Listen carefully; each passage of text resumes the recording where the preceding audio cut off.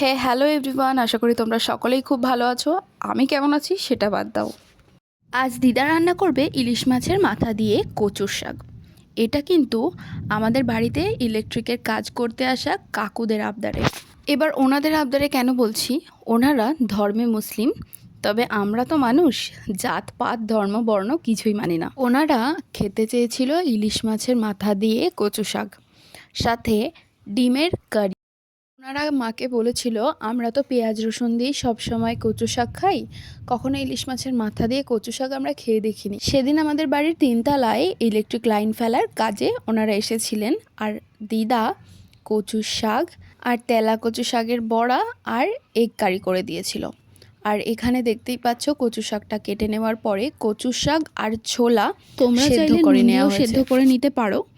আবার কিছু ভালো কচুর শাক হলে সেটাকে সেদ্ধ ছাড়াই রান্না করতে পারো। তবে গলা যাতে না ধরে সেই কারণে প্রায় মানুষই কচু শাকটাকে সেদ্ধ করে নেয়, তাই দিদাও সেদ্ধ করে নিয়েছে। এখানে কড়াতে সর্ষের তেল দিয়ে দিদা প্রথমেই ইলিশ মাছের মাথাগুলোকে নুন হলুদ দিয়ে ভেজে নিচ্ছে। দিদা এখানে ইলিশ মাছের মাথা ভাজছে এবং আমি দিদাকে বলছি, দিদা এদিকে একটু তাকাও, একটু রাঁধুনির মুখটা দেখাই। দিদা বলছে, শর্ত রান্নার সময় একদম ডিস্টার্ব করবি না। আসলে সেদিন অন্যের আবদারে রান্না করছিল তো, তাই রান্নাটা ভালো হওয়াটা ভীষণ পরিমাণে জরুরি। এমনিতেও দিদার রান্না ভীষণই ভালো হয় খেতে। দিদা এখানে আর একটু তেল অ্যাড করে তার মধ্যে 2টো তেজপাতা আর 3টে শুকনো লঙ্কা দিয়ে দিয়েছে। এবার দিয়ে দেবে গোটা জিরে। শুকনো লঙ্কাটা একটু ভাজা ভাজা হয়ে এলেই গোটা সাদা জিরে দিয়ে দিল, এবং এখানে ইলিশ মাছের কিছুটা পরিমাণ তেল ছিল, আর সেটাকেই দিয়ে প্রথমে একটু ফ্রাই করে নিতে হবে।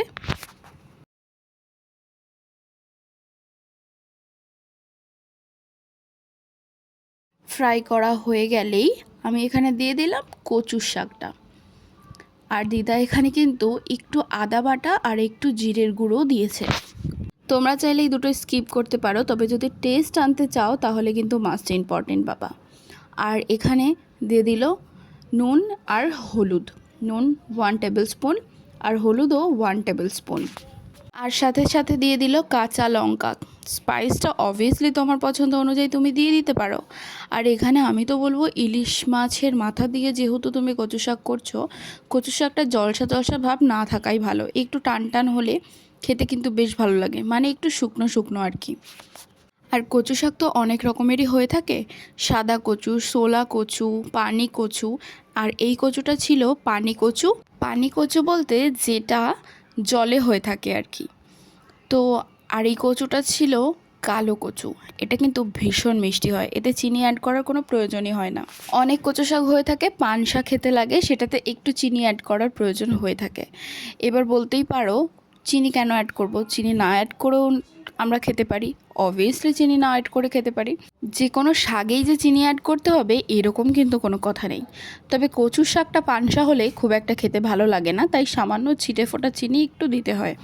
আর এখানে দেখো দিদা মাছের মাথাগুলো দিয়ে দিল। এরপরেও অনেকটা কচু শাকটা টানবে, তবে গিয়ে টেস্টটা আসবে। তো আমি তো বহুত দিন পরে ভিডিও দিচ্ছি, মাঝে ভিডিও দেওয়া হয়নি। তোমাদের ভিডিওগুলো ভালো লাগলে কিন্তু লাইক কমেন্ট শেয়ার করো। আর তোমাদের আবদারে যদি ভিডিও চাও তাহলে অবশ্যই আমাকে কমেন্টে জানিও যে এই রেসিপিটা করে দেখাও। তবে আমার ভালো লাগবে যে তোমরা চাইছো একটা রেসিপি দেখতে, আর সেটা আমি করে দেখাবো না, সেটা হতেই পারে না। তবে তোমরা অবভিয়াসলি কমেন্ট করো আমাকে, আর আমি অবভিয়াসলি তোমাদের করে দেখাবো। আর দিদা প্রত্যেকবারের মতোই আমাকে টেস্ট করতে দিয়ে দিল। আর আমার হাতটা কালো দেখছো, এটা নোংরা নয়, অ্যাকচুয়ালি কচুটা আমি কেটেছি। তো কচু শাক কাটতে গিয়ে হাতটা এরকম হয়ে যায়, যারা কাটেন তারা খুব ভালো করেই জানেন।